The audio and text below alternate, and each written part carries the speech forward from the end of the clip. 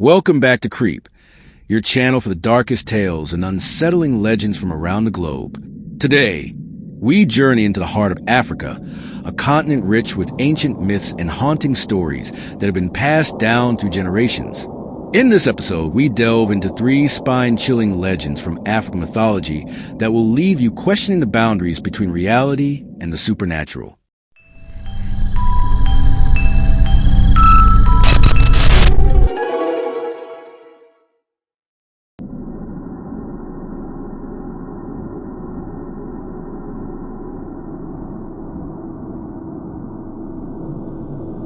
In the heartlands of South Africa, among the Zulu communities, there exists a terrifying creature known as the Tokalash.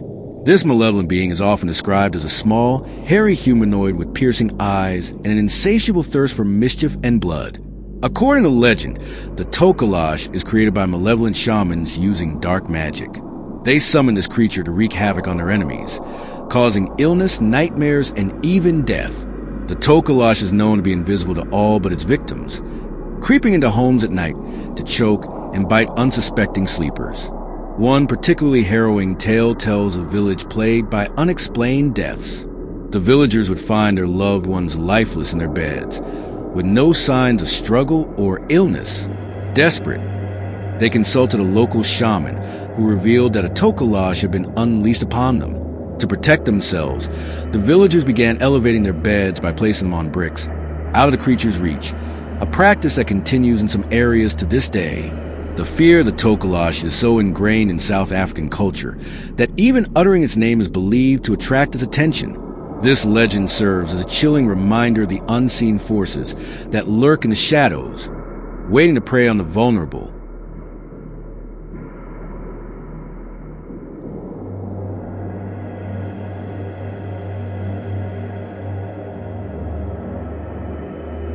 Deep in the forests of Ghana, Togo, and Benin, among the Yu people, there exists a legend of a creature more terrifying than any ordinary vampire. It is called the Ads, a shape-shifting entity that lurks in the darkness, preying upon the living in a way that is both horrifying and insidious.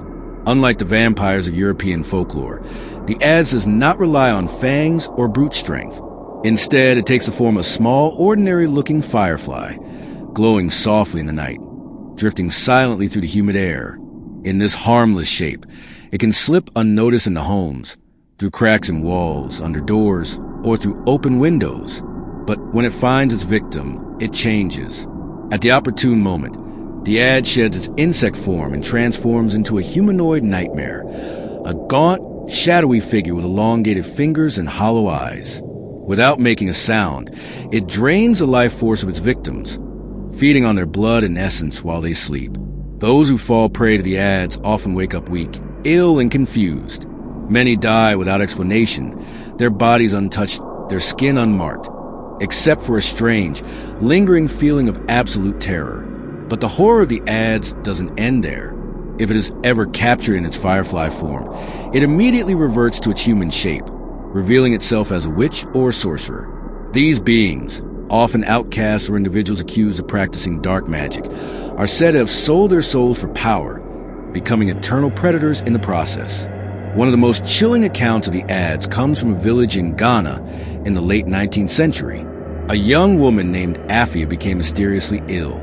Each night, she felt as if something was watching her from the shadows of her hut. Her family placed protective charms around the home, but her condition worsened. Finally, a village elder suspected the work of an Ads. That night, the villagers stayed awake, watching. As the moon reached its peak, a small firefly fluttered into Afia's room.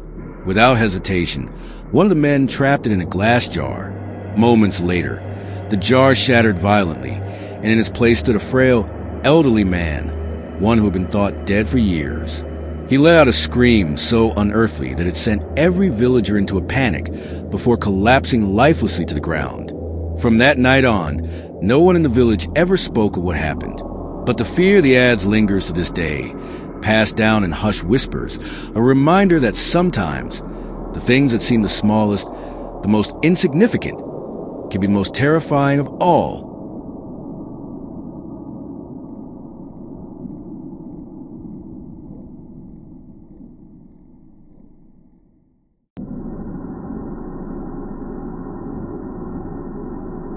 Deep in the heart of the Congo rainforest, among the thick vines and endless shadows, the Nkandi lurks, a cursed spirit of vengeance, bound by nails and dark magic.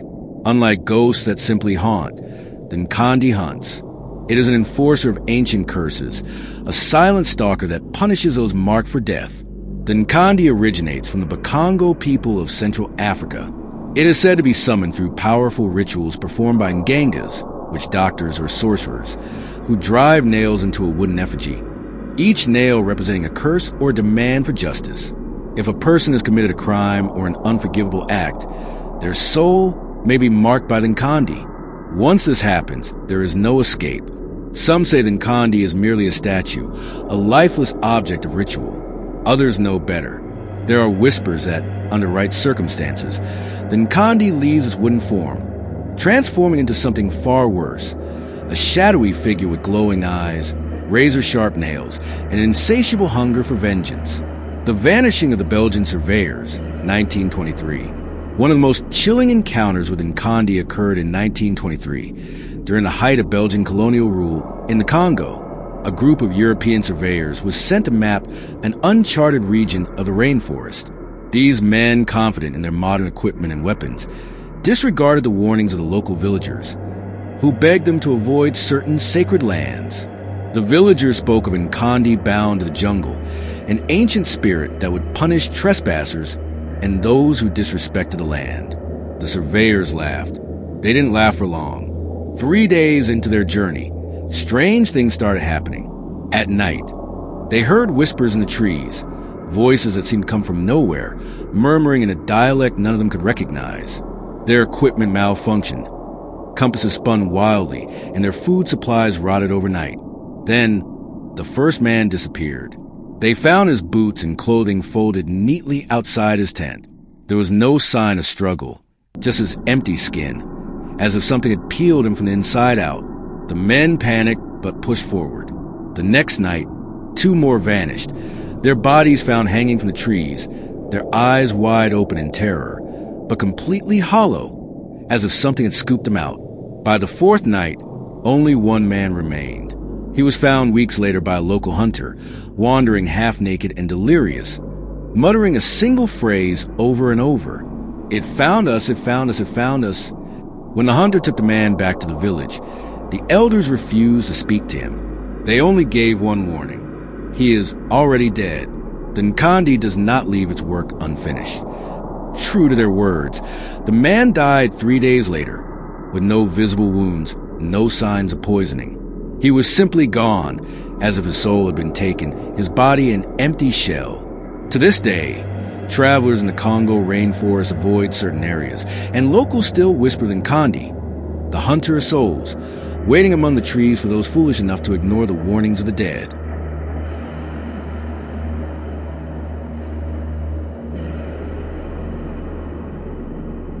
This concludes our terrifying journey through African mythology, but the horrors are far from over. Creep is always watching the shadows, always searching for the next nightmare. If you enjoyed these stories, subscribe and turn on notifications, because the world is darker than you think. And somewhere, right now, another tale of terror is just beginning. Good night, if you can sleep.